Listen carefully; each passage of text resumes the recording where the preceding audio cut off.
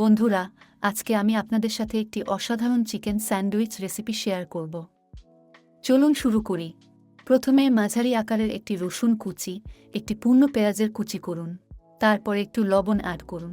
এরপর আধা ক্যাপসিকাম কুচি অ্যাড করুন এবং এগুলি একটি প্যানে তুলে নিন। Then add the boiled shredded chicken.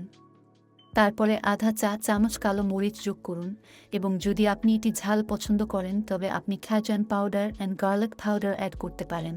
তারপর চিকেন নাড়ুন এবং এতে ধনে পাতা দিন। এখন আসুন আমরা আমাদের সস তৈরি করি।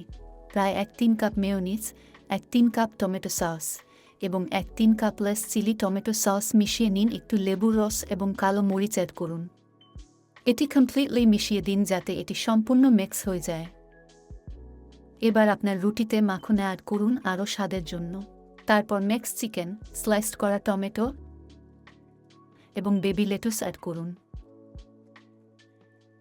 আমরা মাখন ছাড়া আরেকটি তৈরি করব এবং এর পরিবর্তে চিজ অ্যাড করব।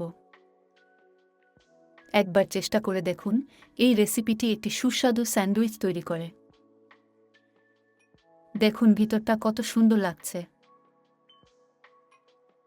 একবার ট্রাই করে দেখুন এবং আপনার স্যান্ডউইচটি কেমন হয়েছে তা কমেন্টসে আমাদের জানান। বাড়িতে এই সুস্বাদু চিকেন স্যান্ডউইচ ট্রাই করুন।